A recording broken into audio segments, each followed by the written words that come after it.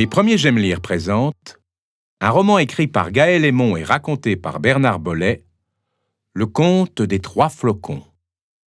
Si tu écoutes cette histoire en lisant ton magazine, tourne la page quand tu entends... Chapitre 1. Une histoire chaque soir. Là où le soleil se cache pour dormir, un vieil homme vivait avec sa fille. Chaque matin, le père partait à l'aube. Chaque soir, il rapportait de quoi manger. Et il rapportait aussi une histoire. Après souper, sa fille lui demandait « Père, raconte-moi la plus belle des histoires !» Le vieil homme racontait l'histoire qu'il avait rapportée de sa journée. Puis, il déposait un baiser sur son front et elle s'endormait.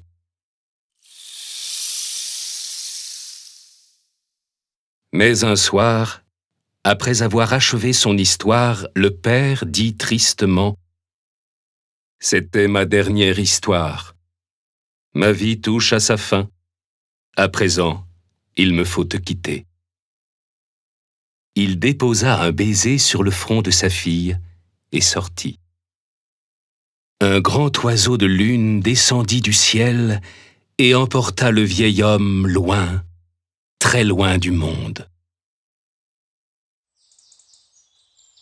Au matin, la jeune fille découvrit qu'un petit arbre extraordinaire avait poussé dans leur jardin. Il ne portait que 3 fruits, mais 3 fruits différents. Une noisette, une noix et une amande. C'étaient les fruits favoris de son père. Alors, elle comprit qu'il était mort. Elle se sentit si triste qu'elle décida de suivre la route que son père avait prise chaque jour de sa vie à la recherche de la plus belle des histoires. Elle cueillit les 3 fruits et les emporta avec elle.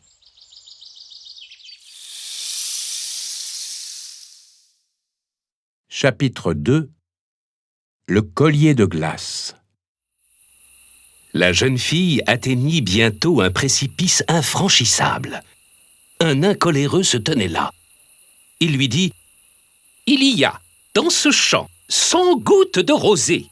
Tu les ramasseras pour m'en faire un collier, et qu'il n'en manque pas ou tu ne passeras pas. » La jeune fille brisa la coque de la noisette. Et, dans la noisette, il y avait un flocon de neige, léger, léger, léger.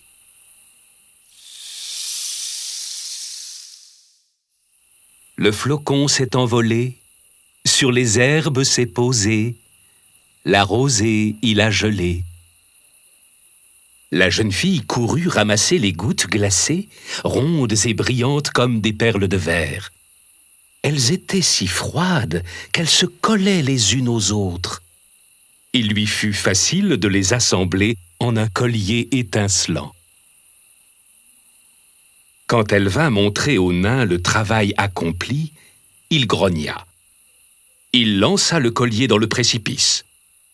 Le collier grandit, grandit, grandit pour former un pont de glace au-dessus du gouffre. La jeune fille franchit le pont avant qu'il fonde au soleil. Elle savait où aller. Elle n'avait qu'à suivre le chemin de ses pensées. Chapitre 3.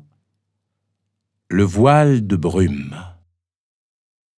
La jeune fille marcha jusqu'à une grande forêt, près de laquelle travaillait un bûcheron. Celui-ci l'avertit. « Prends garde, cette forêt est le repère de brigands qui attaquent les voyageurs. »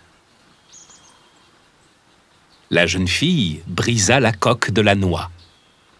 Et dans la noix, il y avait un flocon de brume, léger, léger, léger.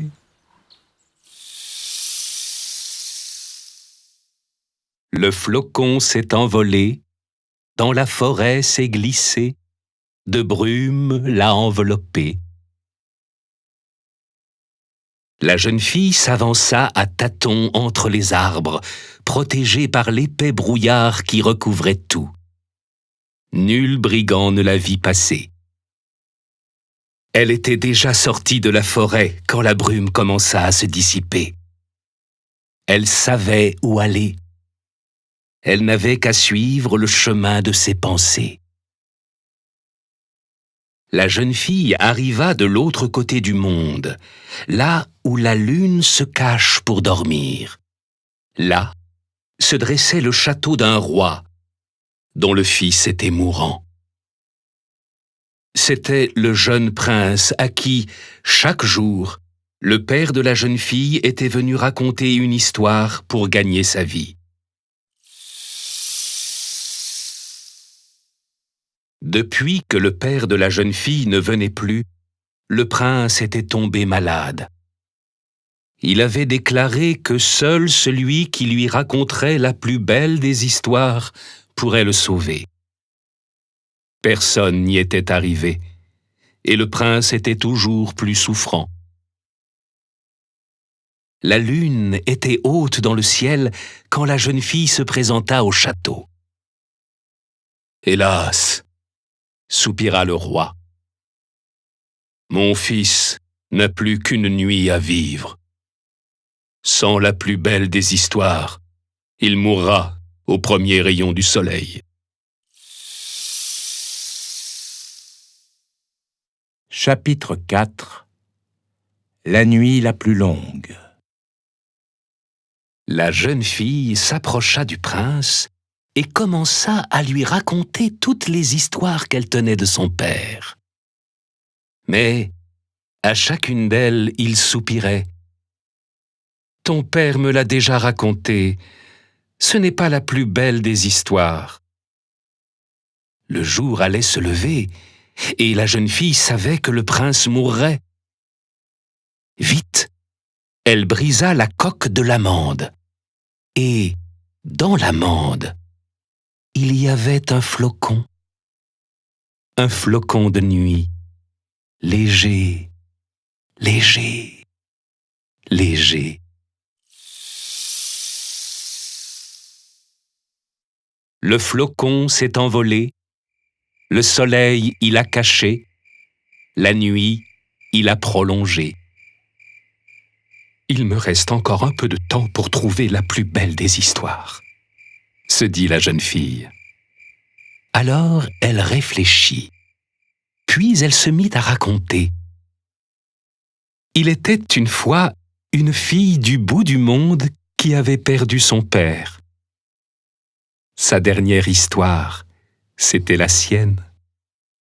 Elle raconta l'oiseau de lune, l'arbre extraordinaire, les flocons de neige, de brume et de nuit.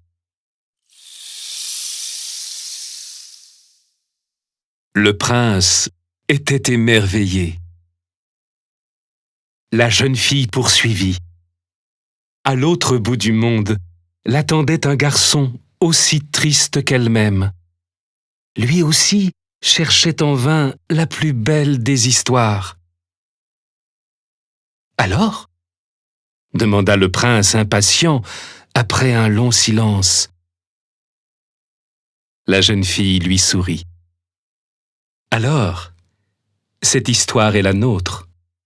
Elle nous a réunis. Le soleil vient de chasser les derniers flocons de nuit et vous êtes toujours en vie. Partout dans le monde, de nouvelles histoires nous attendent.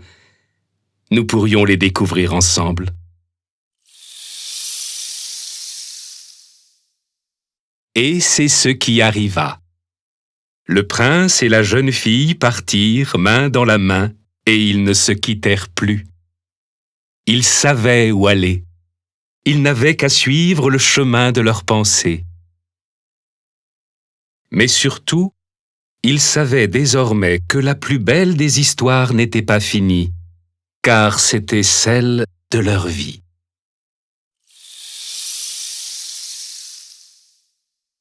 Et maintenant, Mes premiers J'aime lire te propose Les petits mots de Zoé. Tu sais comment s'appelle Madame Patate depuis son accident? Non?